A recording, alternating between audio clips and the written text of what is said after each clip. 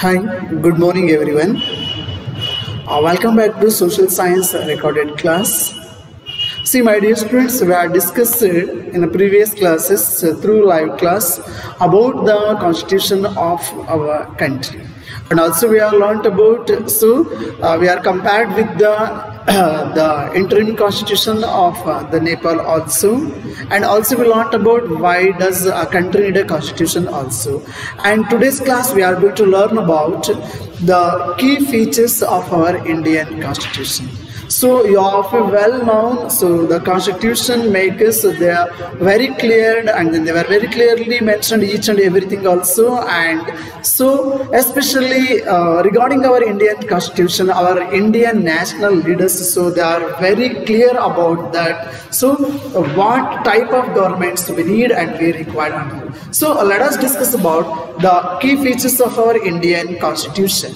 So the first thing that is about the federalism. So federalism. So let us try to understand what is the meaning of federalism. What is the meaning of federalism? So federal country, federal state, federal, that means it is very simple.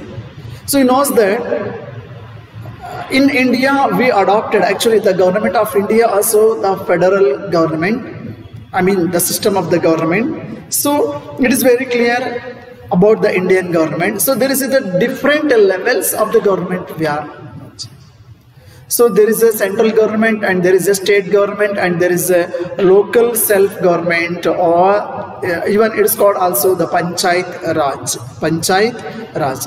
So I hope you all of you knows very well about regarding Panchayat Raj, because in 6th standard itself you learned a lot of things about the Panchayat Raj system.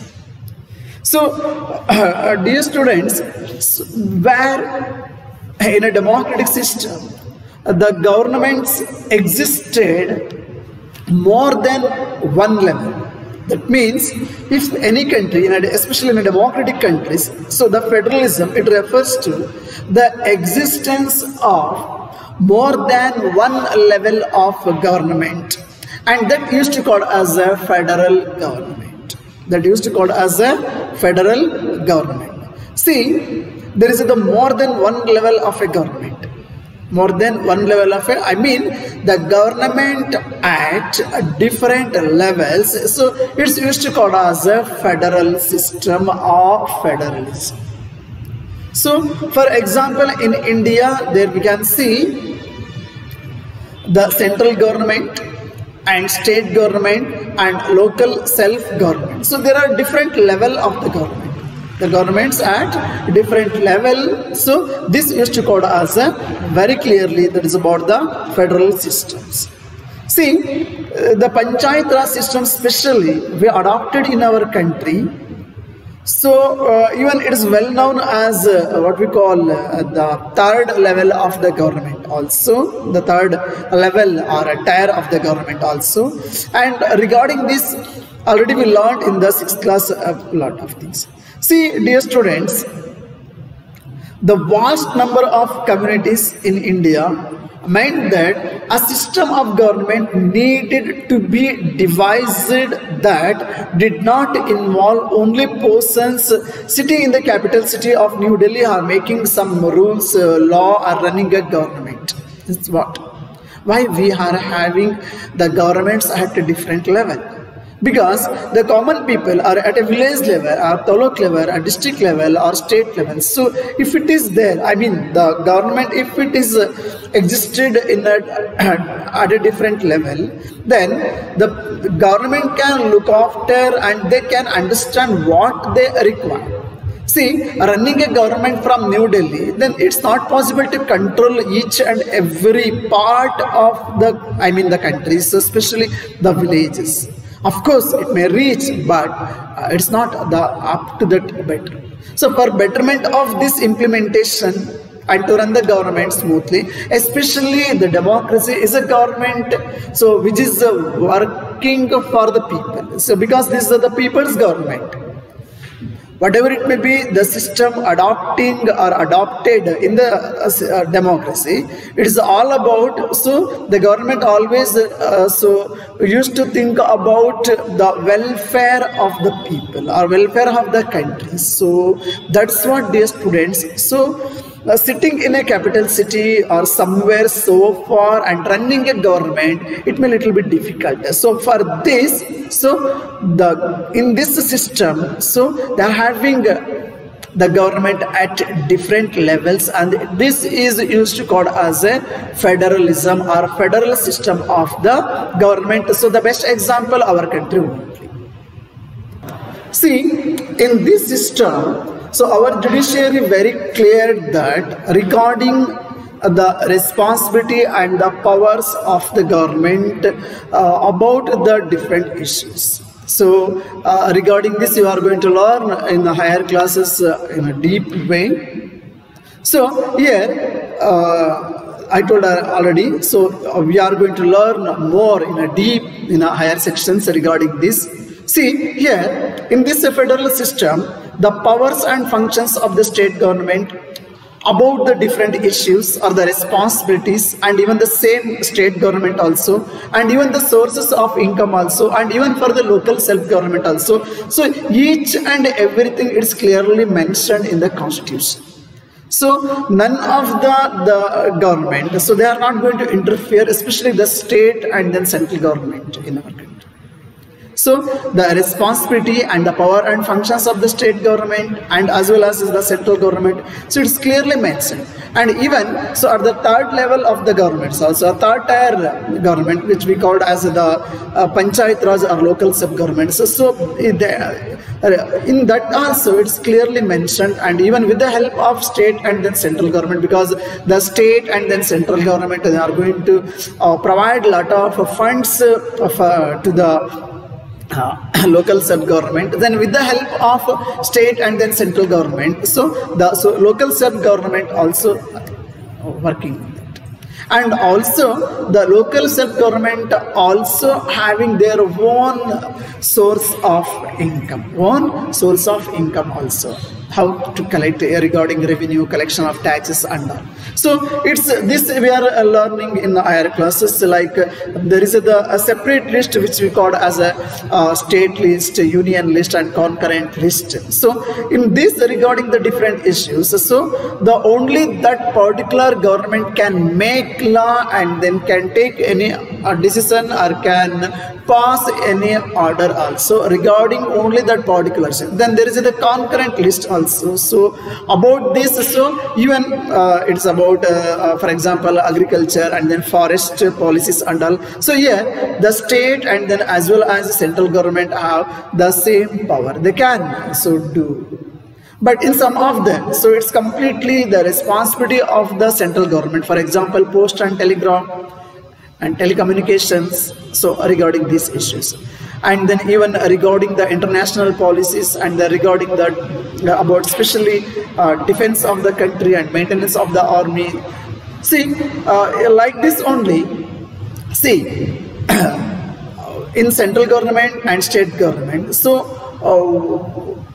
on what they can make laws and then implement. So all those things are very clearly mentioned in the constitution. So I hope, dear students, you all of you understood about this concept, that means federalism. In simple way, please try to understand. So the government at different levels, if existed in a democratic system, and that system we used to call as a federal system. Or even we can say like this also, if there is the government in a different level or more than one government is there, I mean government at different level, more than one government, for example state or central, even you are going to study 9th standard very clearly in the first chapter itself regarding this and all. See, like this, if more than one level of the government existed, that used to call as the federal system of the government. So now let us discuss about the second key features of, key feature of our Indian Constitution, that is about parliamentary form of government. This is what? the second important key feature, that is about parliamentary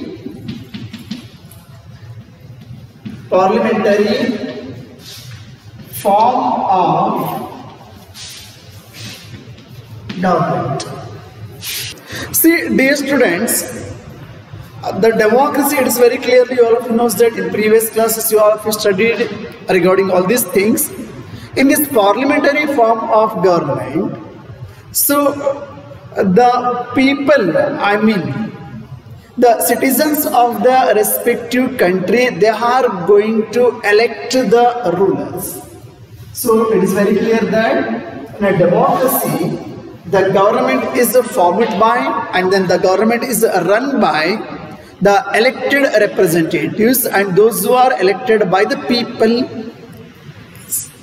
See, our Constitution of India guarantees universal adult suffrage. Universal adult suffrage for all its citizens. For all its citizens. So in India, even it's called also universal adult franchise. Universal adult franchise or universal adult suffrage. That means a right to vote. See, in our country, all Indians or citizens of our country, those who are above 18 or above 18 years, whoever it may be, so they can choose their representatives and they are having the right to vote also. Understood now? And when they were making, I mean especially when they were making the constitutions, members of the Constituent Assembly, so they felt that freedom struggle had prepared the masses for universal adult, what we call the suffrage or franchise, and that would help encourage a democratic mindset. This is what very much important. Our national leaders, our national strugglers, so they knows very clearly that this universal adult suffrage or this universal adult franchise or the right to, so this would help to encourage a democratic mindset. And even that is going to be broken the clutches of traditional, so whatever it may be, the caste, class or gender. See, our Indian Constitution provided a right to vote irrespective of their caste, gender, religion, sex or economic condition and so on and so things, whoever it may be.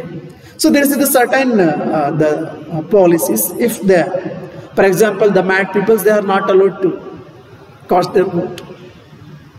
And also the same, those who are become what we call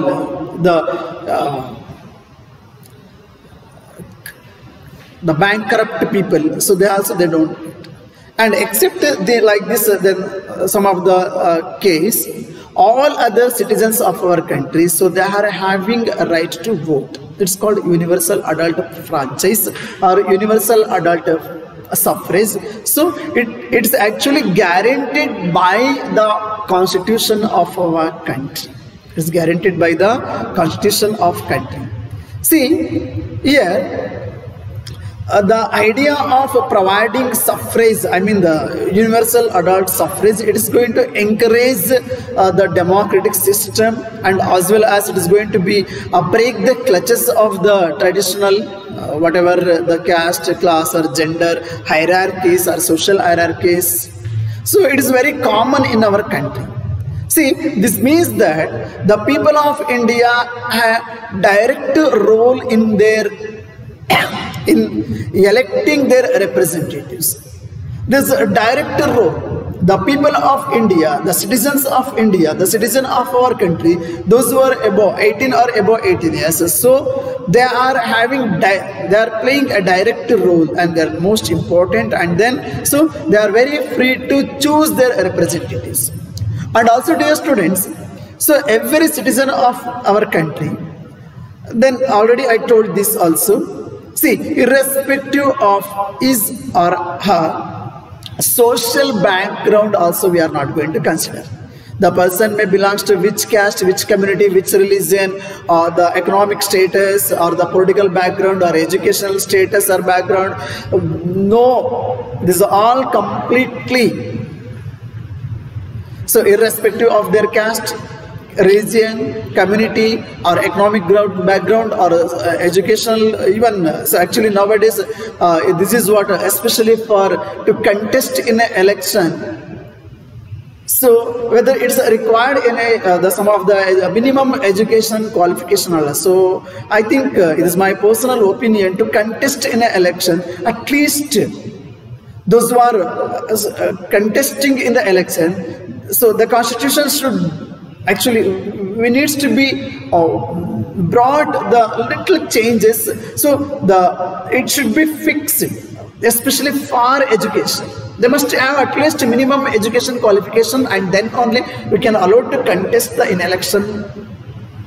So we all of you knows that because of there are many politicians, there are many elected, many elected our rulers, so they don't know anything. They are illiterate also nowadays. So it is what fortunately reducing the day by day the number of the participation, but especially in a local self-government, in a third level of the government, in Panchayat Raj system, the most, almost more than 85% of the people, so illiterate only. So that's what needs to be considered to contest in an election. So at least a minimum qualification, education qualification, it's required. So anyhow, dear students, so regarding this, the democratic functions and all, and then the representations in this system, regarding parliamentary system of the government, that we are going to learn in the second chapter also. Then please keep it in your mind. So it is one of the another important key features of our Indian democracy. That is about parliamentary form of government. That means here the government is formed by, the government is run by elected representatives. And here the universal adult suffrage was provided for every one of its citizens, especially in our country. There is no any. And the third one is separation of powers. Separation of powers.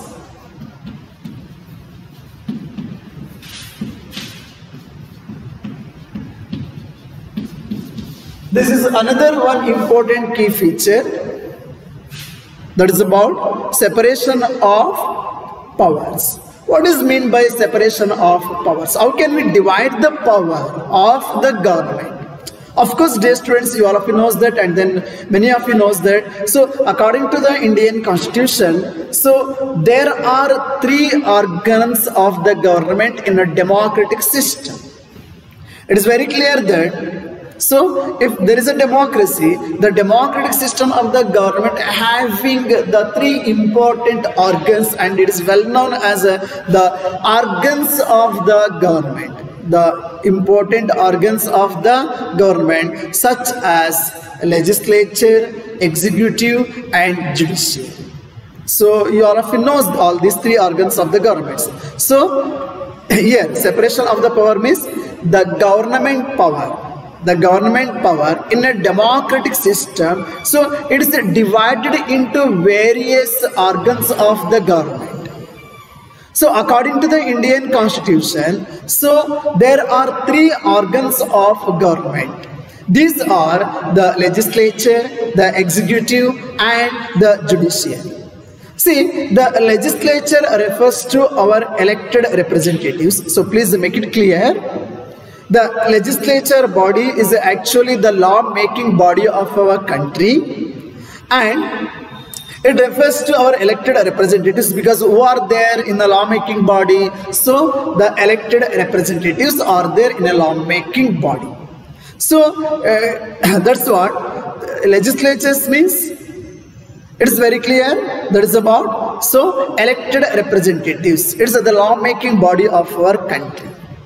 And the executive also is a similar group of people, so who are responsible for implementing the law and running the government. It's important. So who are there in executive? See, in a lawmaking of a body, so all elected representatives are there. But all those the elected representatives are they are not allowed to form and run the government. Here, the similar group of the people, especially with the help of government officials. So in a democratic system, we are following multi-political party system. So the majority political parties are coalition government they are forming, and here the executive group, the executive part, it's a similar group of people, because those people are also elected by from the legislature part only, and they are responsible for implementing law and running the government. So their role is very much important. The lawmaking body of our country is legislature, and the implementation and running the government, so it is the responsibility of the executive. And the third one, that is about the judiciary. See, dear students, so regarding judiciary, we are going to learn in the third chapter, because there is a separate chapter about the judiciary, then we are going to learn more. So anyhow, just you can try to understand that. See, the judiciary is one of the independent organ of the government. And here, the legislature and executive both are interdependent organs. But the judiciary is going to be controlled both these houses also. Who is going to control the parliament now? The judiciary only. See, the judiciary work as a safeguard of our Indian constitution. And even if there is the conflicts between a different level of the government also, whether the local self-government versus state government, or state government versus central government, or central government versus any individuals or organizations, associations, and so on, so things. See, all these types of disputes are going to be cleared by the Supreme Court itself, or from the judiciary part. So that's what, dear students.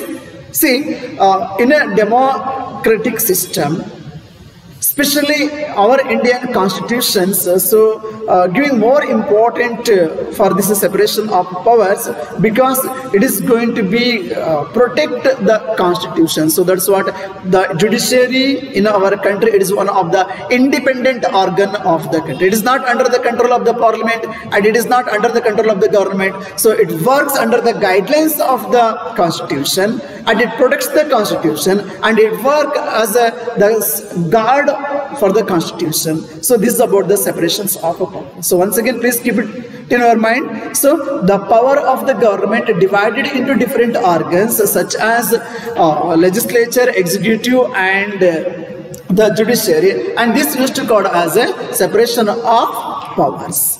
Are you getting now? And next one, very much important, the key feature of Indian constitution, that is about fundamental rights. So dear students, regarding fundamental rights, we are going to discuss in the next class. Thank you so much. If you are having any doubts, so please call me, or you can ask me. So I would like to clear your doubts if you are having whatever we had discussed in this session. Are you getting now? So these are some of the important key features of Indian constitution, that is about federalism, parliamentary form of government, and separation of powers. So federalism is if the government existed in a more than one level, or the different tier of the governments, or government at different levels, that used to called as a federal system. And parliamentary form of the government means here elected representatives are formed and run the government. Then the people they are going to elect through the what we call the universal adult suffrage and all.